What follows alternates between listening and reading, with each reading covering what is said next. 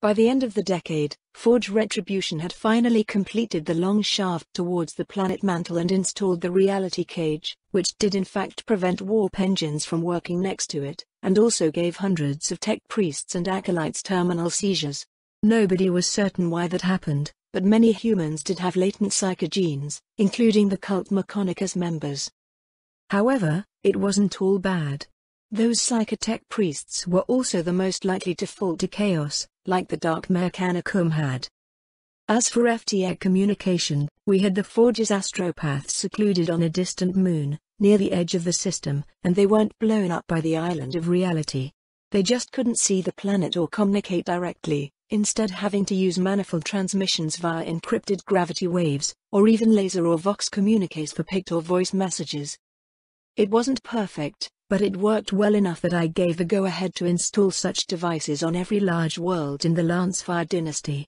From Nathale to Radium, then Alivar and Liberation, then lastly Salvation. We should work out the kinks and potential problems before using the reality cage on the Cardinal world. Well, it was more of an agri-world and fortress world now, the first hive city being slowly dug downwards instead of raised. The hive city would be much less exposed to air and orbital attacks that way, plus the Earth itself will provide structural resistance, instead of relying on expensive materials and complex technologies to keep those spires up. I had a much better use for adamantium than holding up 1,000 skyscrapers dozens of kilometers tall. For example, building 1,000 starships. Imports of immigrants continued at increased rate, both criminals and indentured serfs from the nearest hive worlds. And when Amberly finally arrived, she did not come alone. Beside the Katakans and the drop cruisers, she had brought her daughter Cyrene, and another inquisitor of her order called Ashuria_Indries. Cyrene had the Psychic gift, which wasn't actually good, but I kinda expected that. All of my kids with Rose have been Psychers after all. Must be my damned luck. And Ashuria, well, she wanted something from me, as expected. Turns out it wasn't a wonderful romance or gifted children, but instead Ashuria wanted xenotechnology and weapons she could use. Well, I did have plenty of that, as it happens. Inquisitors did have a seventh sense for smelling a rich bounty, and that sense led her right towards me. But the woman should be used in other ways too, not just as a weapon against the terror.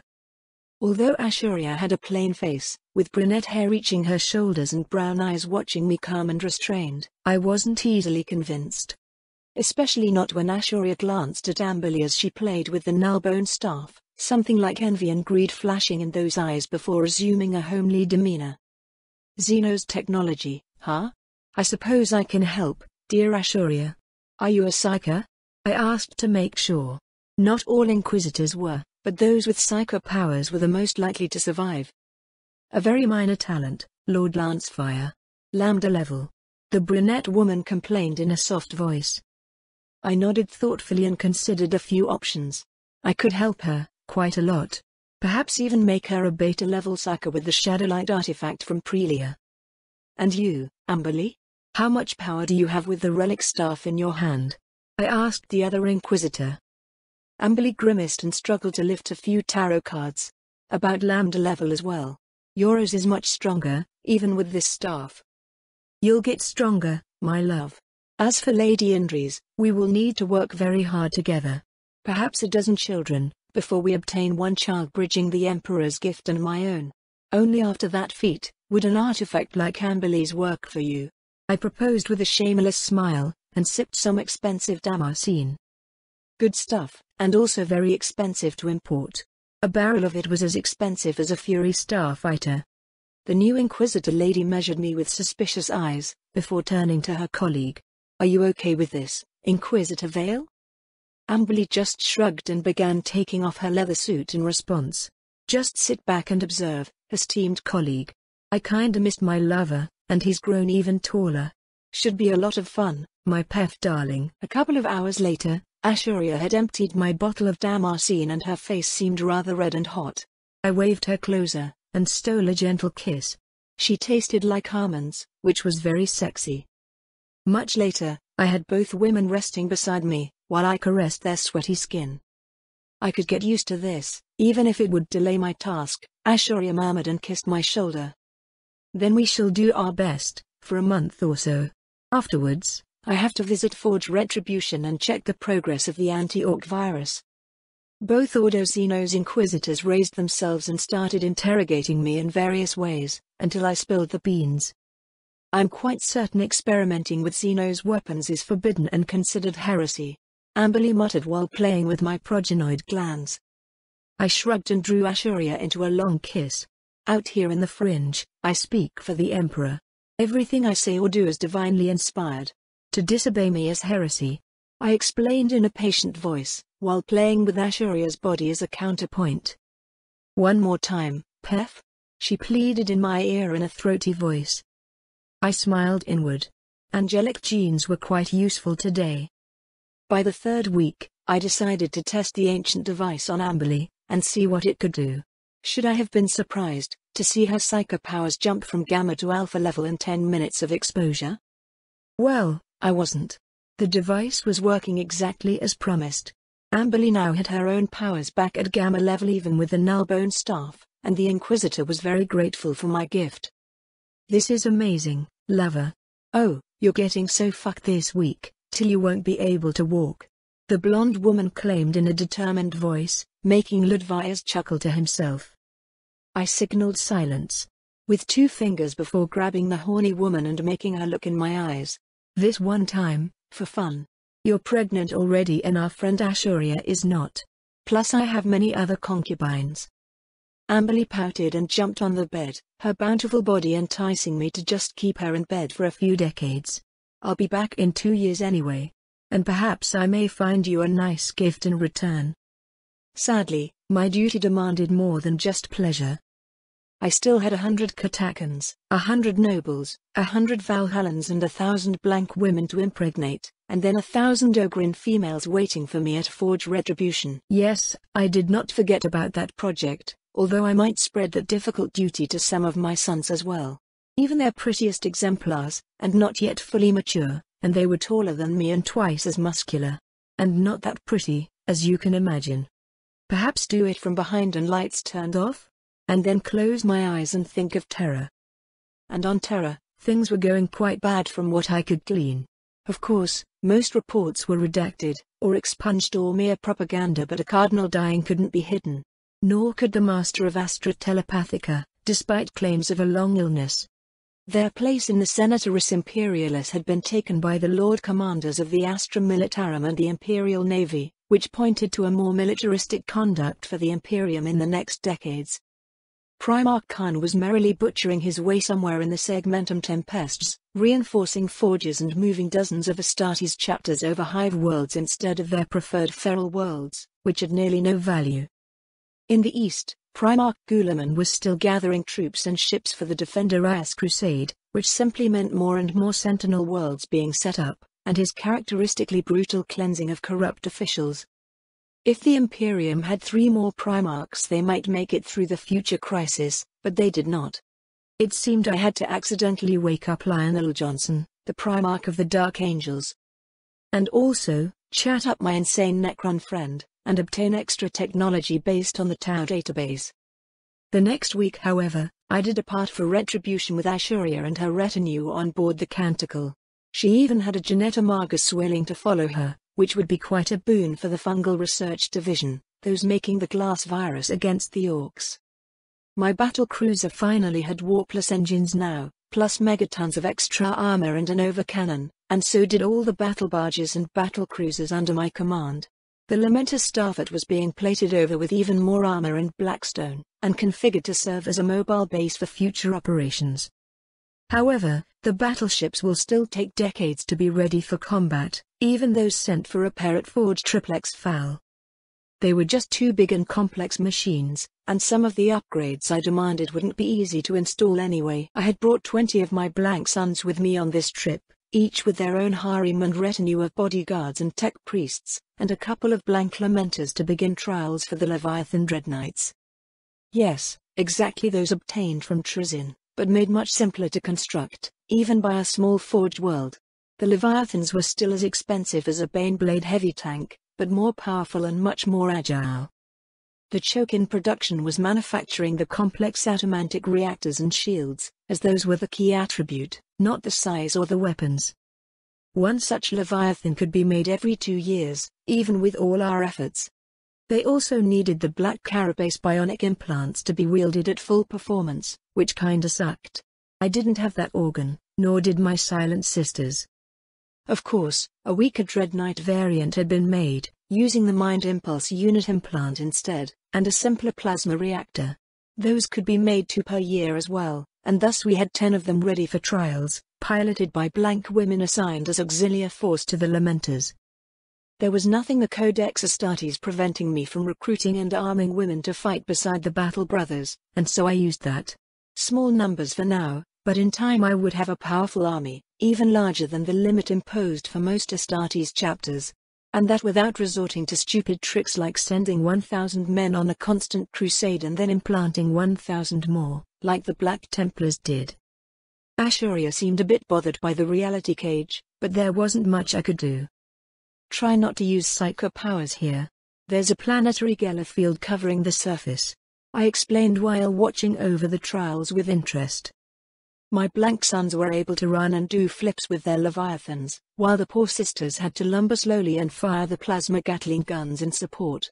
Not that great, but these women weren't princeps, with specially selected genes for piloting mechs. On the nearby field, the Knight Squad were drilling in melee formations, using huge power swords against servitors and dummy targets.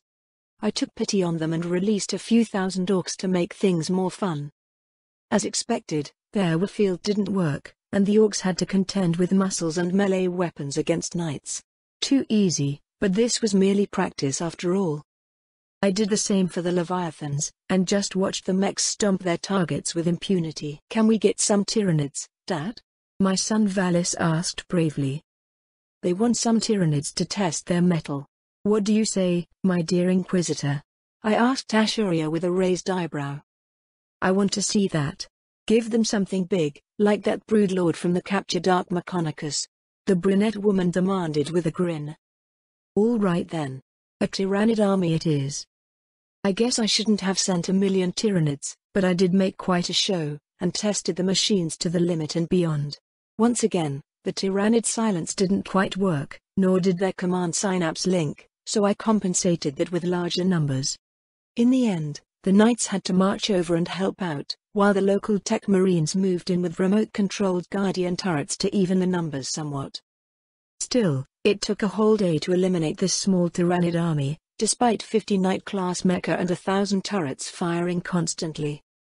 As soon as combat was over, the Retribution tech priests rushed to patch up the damage to walkers and also retrieve the combat logs, and police the battlefield for precious gene samples from a couple Tyrannid hives.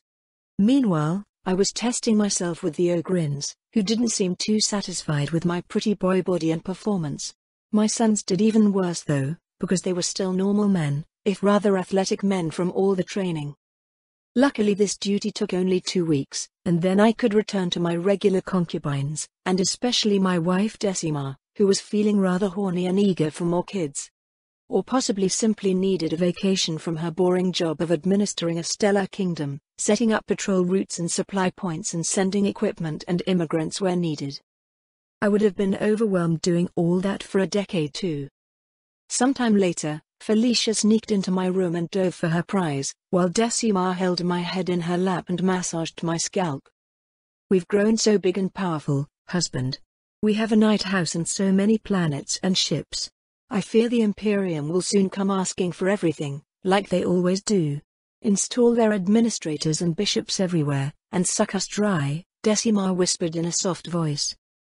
Felicia glanced at my eyes a bit curious, then continued her task, sucking me dry as well. I nodded inward, as Decima was quite correct in her predictions. We were not far enough to escape the reach of the Imperium completely. Quite evident by my 3 Inquisitor lovers and the 3rd fleet carrier being finished upgrading. Rose would be returning soon, as the Tau threat was being contained and their expansion halted. Not their technological advances though, due to constant attacks by Orcs, Chaos, and Necron, plus a couple of small Tyrannid fleets passing through Tau space while heading for Sarlocc. The Tau were forced to rely more and more on their human allies from the colonies, which also gave the Inquisition an infiltration path to obtain even more advanced Tau technology. And if some of these human researchers manage to discover Imperial STC patterns for starfighters, or slow Leviathans walkers or clunky plasma and melter guns, well then, they would be promoted, while the Tau researchers began repairing and upgrading these poor weapons to something of Tau quality. As for Decimar's predictions, they came true in less than a month, just as I was preparing to depart from Retribution. An ultramarine strike cruiser arrived, bearing the commander of the Guilliman's Vitrix Guard, named Cato_Sicarius. At his side there was an Inquisitor lady, but one I did not know, named Villain_Emmaus. Chapter Master Lancefire, it has come to the Primarch's attention that your chapter is in possession of a large fleet, including 5 battle barges, 25 cruisers and 30 destroyers. You are hereby requested and required to provide your ships to the Balor Crusade, with the aim of cleansing Xenos and heretics all along the eastern fringe. Especially those drop cruisers, and any armored regiments you have available in your auxilia. The ultramarine captain demanded, and held out a long parchment signed by Robute himself. I pretended to think about it while I read the document and had it memorized, dotting every line, and did not mention the rogue trader ships, which were not subject to his authority. Clever and pretty much irrefutable, more so with the strange Inquisitor to his side. My armored forces were already famous from the Badab War, and the drop cruisers made a big impact in the Moloch Crusade. Nothing about the Silent Sisters, which was good and bad. Possibly still nominally prescribed in the Imperium, for now. It is very compelling, I admit. But if I'm not in command of this crusade, I'm not interested. The Imperium can afford to waste thousands of ships and regiments with incompetent commanders, but not me, I answered after a tense minute. A bit confused, Cato_Sicarius glanced at the Inquisitor for support. The woman lowered her cowl, to reveal a scarred face with bionic eyes. Inquisitor Emmaus also had a bionic hand, so she must have been through a lot, but she survived. It is acceptable, Lord Lancefire. I shall observe you during the crusade, and quell the fears of some of my colleagues. See, they worry you're corrupting their female inquisitors and turning them into your personal sluts. The strange woman spoke in an amused voice, bionic eyes glancing at the pregnant Ashuria at my side, with a knowing look. I just smiled widely in response. Preposterous. If anything, I should be praised for propagating the human race among the stars. Have those names written down for me. I'll make sure to castigate these insolent inquisitors of yours. I think Cato_Sicarius blinked in surprise, but perhaps it was just a gust of wind. Is that so? How many inquisitors did you castigate until now? The woman asked with a faint smile. Numbers. I forget the exact decimal. Obviously not enough, if they dare cast such allegations at my distinguished person. I replied dismissively, then turned to kiss Ashuria for a long minute. With a flushed face and heavy breath, Ashuria walked away at a fast pace. She did have another project in mind, testing the glass virus on a couple of orc worlds nearby. Well then, I shall find accommodation on your ship as well. This certainly looks like a promising start for a crusade. Captain Sicarius muttered a bit cowardly and walked off, leaving me alone with the new Inquisitor. I offered her my elbow and started walking towards the bridge. See? Nothing but false allegations, my dear. Do let me know if you have a candidate in mind, to become a personal slut. Perhaps someone from a different faction. I hear rival inquisitors murder each other every day. The woman patted my arm and covered her face with the cowl once more. You're a very interesting young man, Pef Lancefire. And you even have a tesseract of your own, right? The Inquisitor asked in a soft voice. I tried not to flinch, sensing my own tesseract counter hers and blocking its effect. With so many Necrons awakening, and constant attacks by Astartes chapters on Necron worlds, it was inevitable someone else would find one. But Villain wouldn't have the real operation manual, like I had. Nothing to worry about yet. Plus, she was still a woman, and flesh was weak. The crusade was scheduled to depart from Forged World Annuaries, sadly not one in my close contact list. But it was never too late to make new friends. Just like this good Inquisitor Emmaus and her silver cube with Necron sigils. It wasn't a solar system range tesseract like my own, and more like the one I gave to Sly Marbo, but still encrypted and holding 1,000,000 Necrons in stasis inside. We got a bit closer during the trip, but not really close. The woman was damaged and skewed by her task, something to do with an Eldar cabal and their dark pattern. I wasn't all that worried. Generally the Eldar were simply trying to help, in strange and unwelcome ways. Of course, there were many cabals, and one of them aimed to exterminate all life in the galaxy to deny chaos victory by ending the source of nightmares and dreams. Pretty much what the Men of Iron had tried as well, and nearly succeeded. Other cabals were trying to bring forth new gods, or kill some gods or both. Other cabals were searching for divine vessels to host the Emperor's soul or even summoning the Omnissiah, like the Omnisiads. And I kinda suspected some of my friends of adhering to this cabal, especially the fabricators of Antax and Triplex Fal. And the fabricator of Anuaris wasn't too friendly, which was both good and bad. Good, because friendly tech priests were likely to dissect you to find out what made you tick. And bad because I wasn't given all the weapons and modifications to the weapons I wanted. I had hoped to obtain more tarantula drop pods and sentinels, but I only got a few thousands, which wasn't nearly enough. Same for Hydra flak tanks or enough torpedoes to massacre a hive fleet if we encountered one. But for this reluctance to help, I took revenge and emptied his stores of more classic chimeras and baneblades, had one Ork-Terror ship transformed into a Marauder bomber carrier, with 5,000 bombers, and demanded that all Astartes battle barges from the dozen chapters selected for the crusade be retrofitted with Nova cannons and Warplus engines. This took even a large Forge world like Anuaris an entire year, so I could visit Forge World Amontip_2 nearby and requisition the last cannon turrets I wanted, plus more torpedoes and sentinels.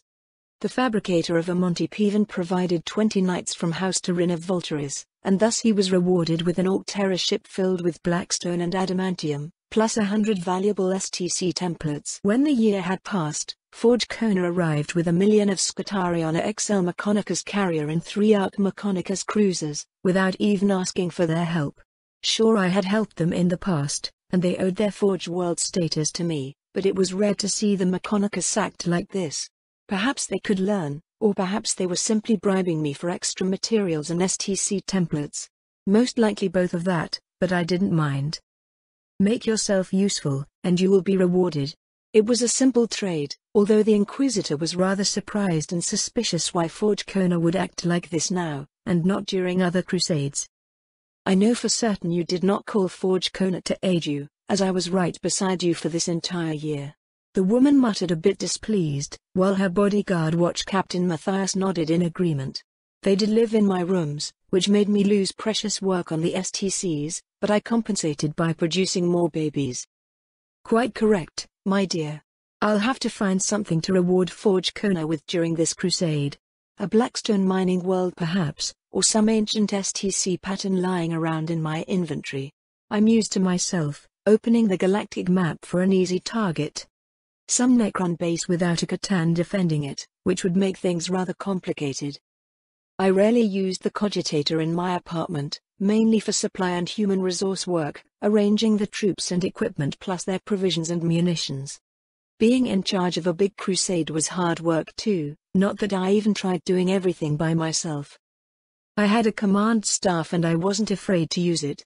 Plus a couple of night pilots from House Turin were women, which made integrating them under me much easier. By the time the year had passed, the pilots were even back for light duty, 3 children born and even a blank boy among them. By our agreement, I would keep the boy for my chapter, while they will have 2 new pilots and even new knights for them, in a decade or 2. The former Imperial world of Ignorus was out, because they did have a Catan and quite a strong one. Nothing urgent anyway. I needed to head towards Jericho Reach now, and save Hive World of Olos, before Hive_Fleet_Dagon reached it. Decision made, the troop transports housing 100 Astra Militarum regiments departed under escort from 200 frigates and destroyers, while a recon force of 100 Navy corvettes with warp engines sped ahead, to scout the terrain and map out the opposition. The capital ships formed up in 5 task forces commanded by my blank daughters on board Lamenta battle barges, each grouped around a fleet carrier. We would travel on parallel vectors spread a light year apart, such that we didn't miss any enemies on the way. Of course, Finona was quite lucky and found a space hulk drifting about not even a week into the crusade, which consumed all her torpedoes to break up into manageable bits. Luckily there were a company of Ultramarines and Novamarines and other Space Marines in her task force, to pacify and cleanse the derelicts, and I also sent the Forge Kona troops there to help. Surely, their Forge world could use gigatons of free metal, after the Hulk was conquered and towed away bit by bit to be melted and reforged. Much better to sacrifice Skitarii and servitors for this long and perilous task, than poor guardsmen with lasguns and bayonets. By the time we managed to reach Avolos, another task force led by my daughter Teresa had deviated to help with an Orc war, aided by the Knights of House Turin. A dozen regiments and 40 destroyers were sent there to help reconquer a dozen planets for the Imperium, and I detached 2 drop cruisers as well. They probably contained 10 times as much firepower as the poorly armed guardsman regiments, and I even had 2 Leviathans and 20 Tech Marines ready to assist. Doesn't sound as much, until they each begin to remote control 100 Guardian turrets and unleash greater firepower than 2 entire Astartes chapters, while the Leviathan Dread Knights are ready and able to beat up Orc bosses with their own limbs. We found the Hive world in turmoil, Genestealer occults revolting while the Hive fleet was already blocking warp travel with their shadow in the warp, even from light years away. Good thing we didn't use the warp then, right? It took me a minute to analyze the star system and formulate a plan, then I began sending orders to my fleets, grouping the heavier ships in the middle and the faster cruisers for harassment and flank attacks. And then Outlander began transporting troops to quell the rebellions, and I even managed to locate an Inquisitor lady trying to shoot a Tyrannid broodlord with her plasma pistol. Most of her retinue was already dead, except 2 Death Watch Marines with storm shields and power weapons, desperately trying to defend the brave Inquisitor from the Xenos Bio-Titan. It worked about as well as you can imagine, as I did try that scenario with 200 Astartes with melee weapons, and didn't go well for 23 test runs. However, everything changed when a couple of Silent Sisters wearing Leviathan Dread Knights materialized in front and back of the Broodlord. Chop, shoot, slash, shoot. It was over in 10 seconds, and then they continued onwards, butchering Genestealers and cultists while a Lamented Tech Marine and a heavily armored sentinel arrived with his retinue of guardians to secure the perimeter. "Are you all right, brothers?" the new Tech Marine asked on the Voxcaster. "The Emperor protects.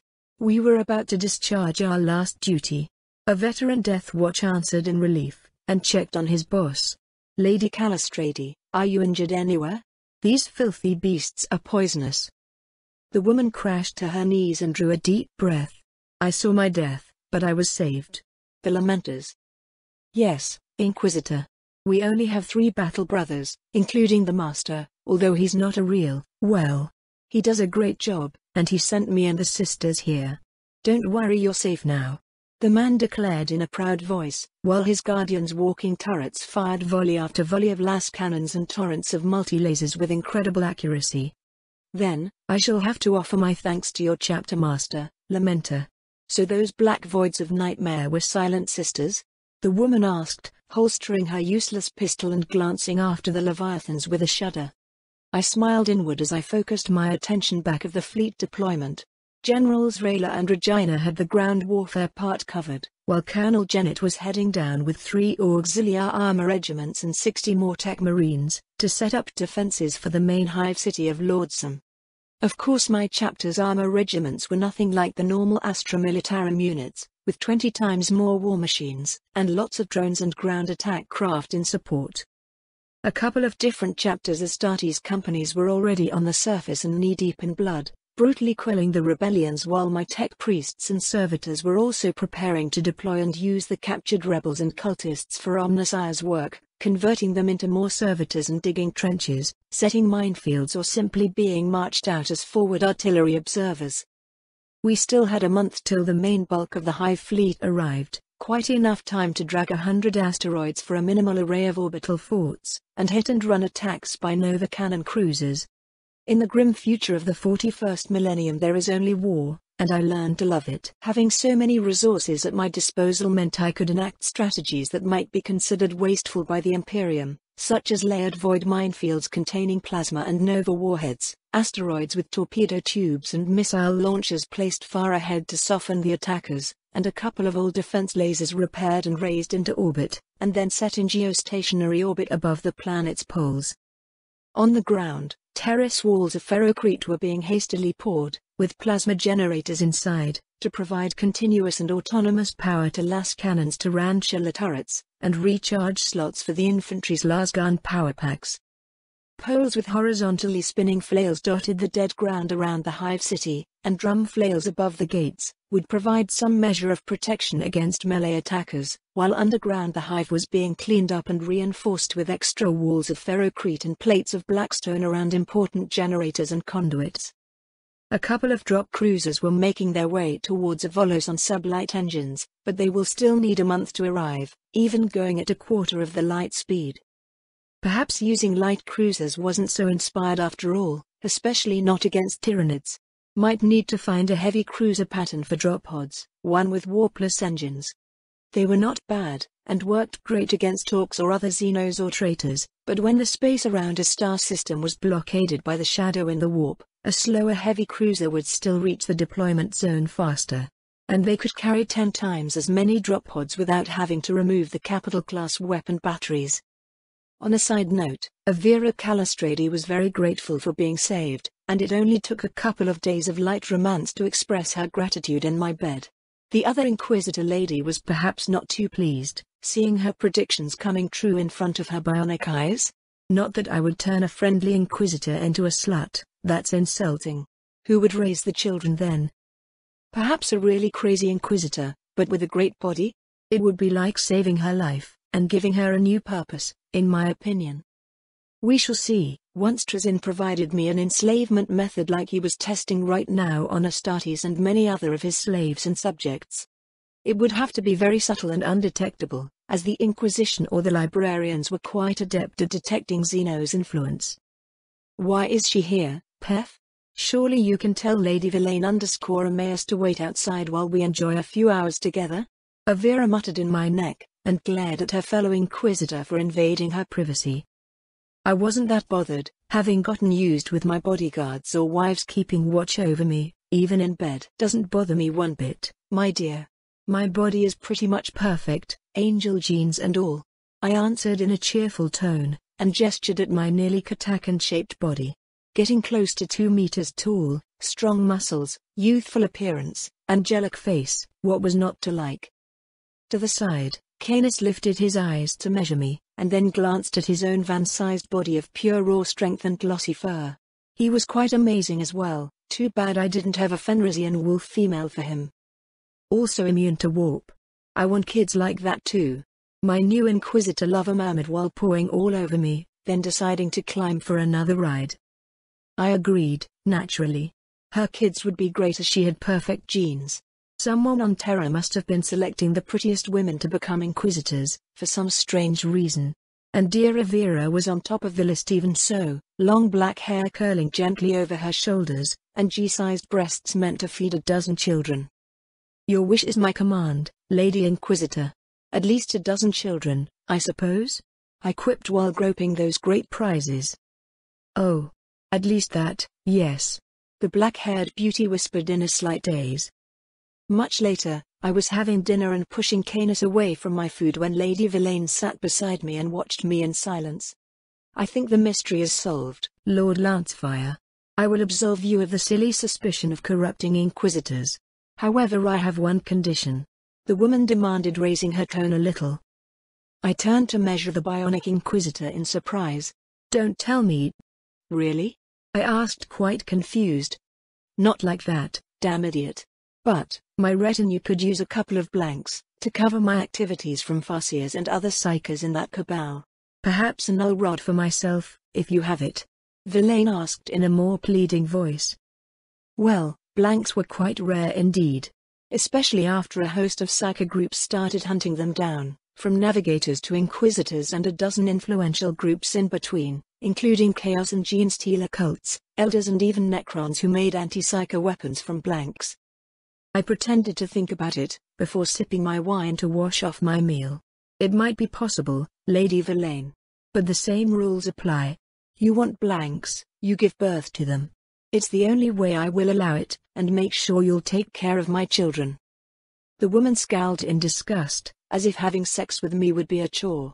That's not. I'm way over the biological limit anyway. I was over the limit 1,000 years ago. she explained in a low growl. Oh, that explained why she was trusted to check on me, being this old and shriveled inside. So, I just nodded wisely and caressed her scared face. Then you need a miracle, my dear. Luckily, you came to the right person. We shall see to it, after the Tyranids are defeated. Ludvius chuckled and held his thumb up, while Canis grumbled something like, "Old bitch." An hour later, the first bioships of the Tyranids began entering the system, and thus my Tesseract's range, and I kinda forgot about this promise. Too busy coordinating the fleet and setting up ambushes and surprise detonations.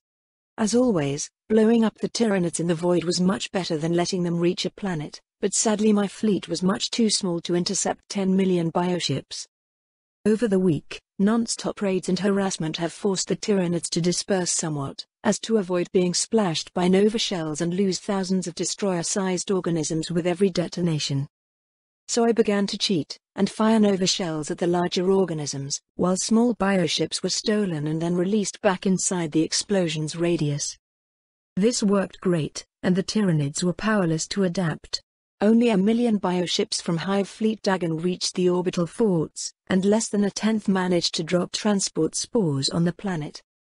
It was still a trillion-sized mass of teeth and claws and bioplasma guns, and many other biological and psycho-organisms, but Avolos was a dead world, polluted and radiated by millennia of careless exploitation. That made orbital bombardment feasible and quite advantageous, striking the distant spores on the ground with lances and plasma cannons, while thousands of torpedoes created a barrage of death and blood mist in orbit. And since the polar defense lasers did not have to contend with atmospheric dispersion, a single shot could core a dozen bioships at once, while the battle barges were constantly teleporting plasma warheads directly inside the Tyranid vessels, instead of space marines. Cato Sicarius wasn't too pleased with my innovative use of teleports, so I told him to land and defend the Hive City's walls. It would come to a melee fight eventually, and the guy was a superb swordsman. Captain Khan and most of the Blood Angels and Death Watch Astartes received the same task, supported by Silent Sisters and Lamented Tech Marines. There was even a company of Dark Angels, all fitted with multi-melters and storm shields, waiting beside the Knights of House Lancefire. It would be the safest place on the battlefield, but perhaps the worst too. And then the horizon grew dark with Tyranid hordes, and artillery shells began landing among the first waves. Our drones and ground attack crafts with servitor brains took off to launch incendiary bombs and missiles over the rolling terrain of horrors, while the skies filled with bombers and fighters vying for air supremacy with Tyranid flyers. Our corvettes were ordered into low orbit over the Hive City, providing an extra screen against spores and flyers, as well as precise las cannon fire of lower energy output. There wasn't much I could do right now, except hope my strategy was solid, and that the wall of firepower will be enough. There were 30 Baneblades and 60 Doomhammers forming the bulwark against the Terror, and 60 Macaras Omega armed with plasma cannons, backed up by 5,000 Sentinels and 3,000 armed Sentinels, 6,000 Guardian turrets and thousands of Chimeras and Hydras and Manticores, all unleashing hell towards the invading Xenos. And they just melted and broke, especially when the Knights added their colossal firepower and the wall turrets entered effective range. I smiled and focused on winning the orbitals, as the ground troops could take care of themselves. This was how humanity should fight everywhere, and while the Tyranids were the object of the lesson, the recipients were those Astartes and officers taking part in the fight, and seeing what we could do when we were not sabotaging ourselves. And when the fighting reached the walls, I handed over a chronoglaive to Lady Villain and sent her and her Death Watch guards right beside Cato Sicarius and Captain Khan, and gave the Inquisitor the miracle she needed. The Emperor protects, dear Villain. Pray hard and strike the Xenos, and you will see, I whispered in her mind while Ludvius and Raffen prayed hard near my sounding board.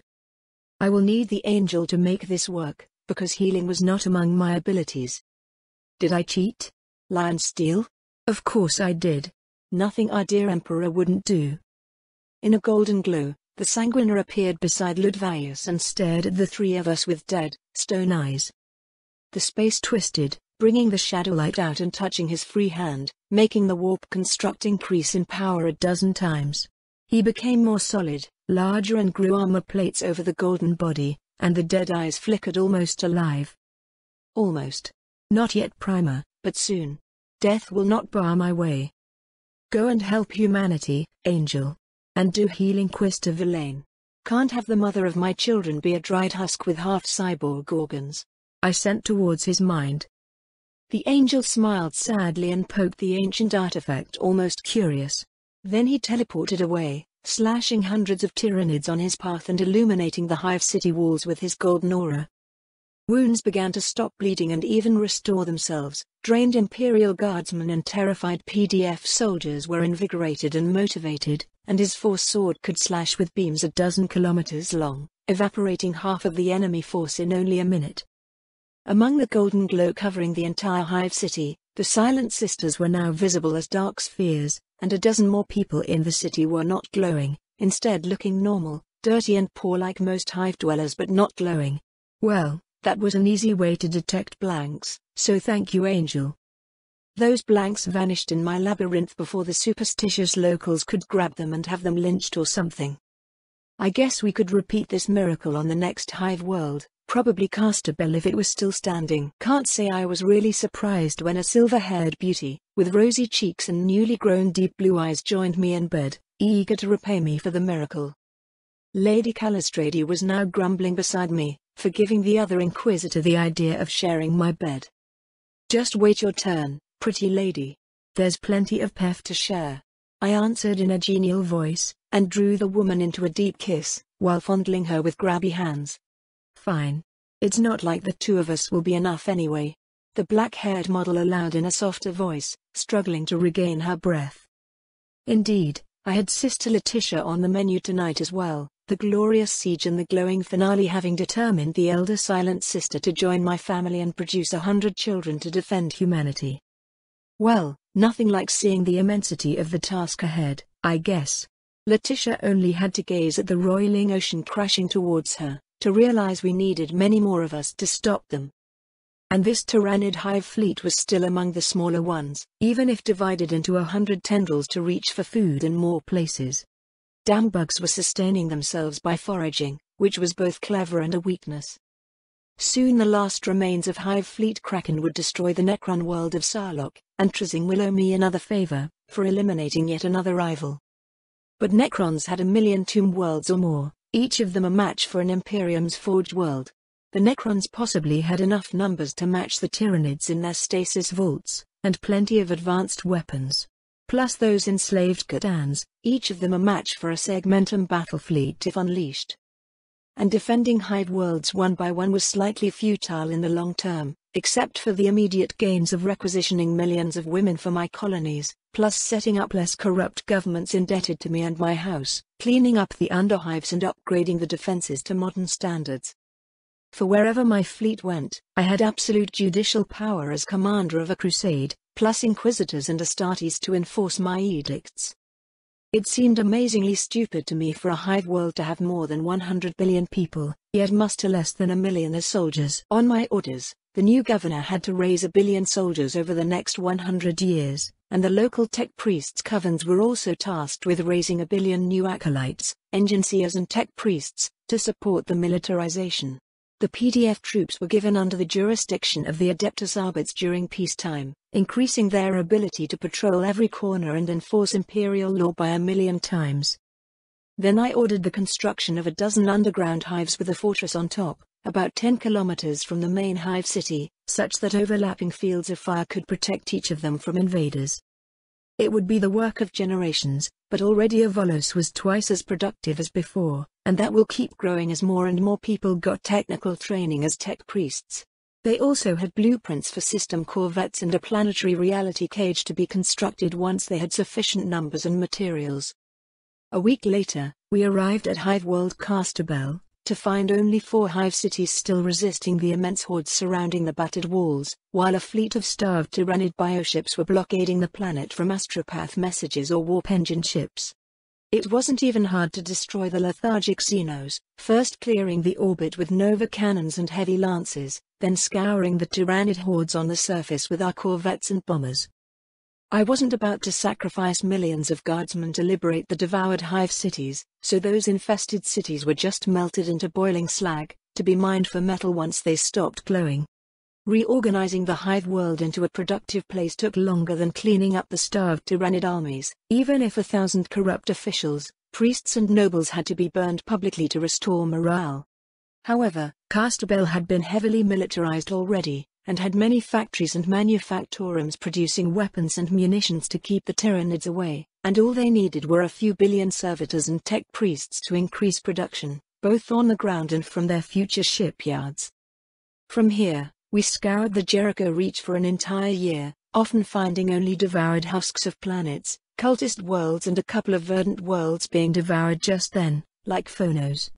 Well, it is why the fleet carried so many exterminatus torpedoes, to purge the Xenos and Heretic with holy fire. Then we headed north, passing by Sternek to aid with a band of Nergulite Chaos Marines led by some guy naming himself Mephidast, which was much too easy after his blighted cruiser appeared deep inside the sun. We kept going, liberating planet Obliterax from another Tyrannid tendril named Hive Fleet Jormungandr.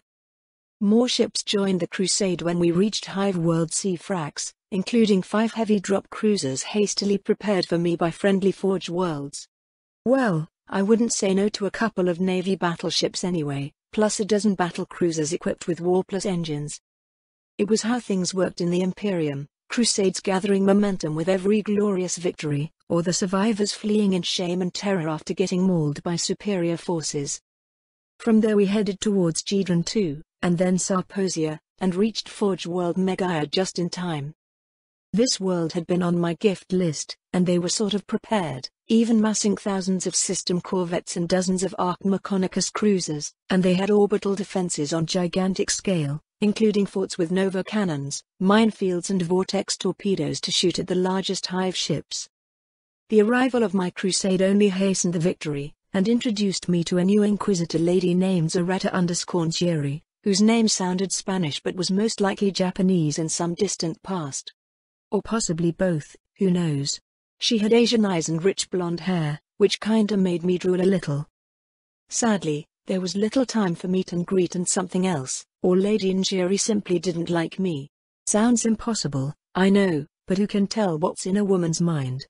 It might have been the 2 other Inquisitors beside me, holding babies in their arms. But they looked so cute, so it can't be that. Probably it was though. I made a note to appear single and lonely the next time I meet her, and perhaps not flirt with the psycho lady in her retinues. Probably it was in bad taste. Still gave Zaretta a dozen expensive gifts, because I was rich enough and powerful religious relics were useless in my inventory. And maybe the advice to get herself a squad of Death Watch Marines from Ejida will come in handy one day. You never knew when you might need some troubleshooters on your side. So you're not always successful, Lord Pef. Lady Villain murmured while glancing at the departing Lady Njeri, with something of a wry voice. I sighed inward and declined to answer. Sometimes you had to lose a battle to win the war, and I was dealing with too many unknowns. It will be as the Emperor wills it, my lady. Miracles can happen. I answered in a gentle voice and kissed the baby girl. Little Varia was a blank like Villain wanted, and when she'll grow up she will be her mother's shield. The boy cooking in the oven was a blank as well, and he'll be the shield for all humanity. Whatever the angel did to Villain, it surely worked great if all of our children will be born blank. Lady Adria's boy was completely normal, if a tad too big. That boy will likely be a giant, and thus we named him Hercules.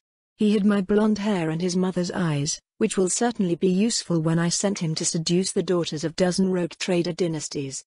And while we waited at Forge Megaia for repairs and a dozen Katakan regiments to be equipped to my standards, a certain inficide named Calixu arrived on Andrea's battlecruiser, with news and feats worthy of a whole adventure novel. Most of those involved trying to create an alliance with a rogue trader house based on the rich mining world of Newseam, and then the brutal murder of said rogue trader, the planetary governor, the mining bosses known as the Oremasters, most of the miners themselves and almost half the planet. Sounds bad, but it involves a gene stealer cult known as the Rusted Claw, and a crashed void ship infested with gene stealers. Luckily, for the good guys Sly Marbo was there, to even the odds. So, my dear Andrea has inherited her own warrant of trade, by marriage and inheritance or vice versa. Plus the ownership of a mining world rich in adamantium and other precious metals. Sure, Those nobles signing over the transfer may have been slightly broken and coerced, but then such is life in the 40k universe. Sometimes an anvil named Sly Marbo drops on you, and crushes your dreams. As it happens, I had a forge world right here always in need for minerals, and able to provide servitors and tech priests, in exchange for a sizable portion of those minerals. I could bet a throne on that.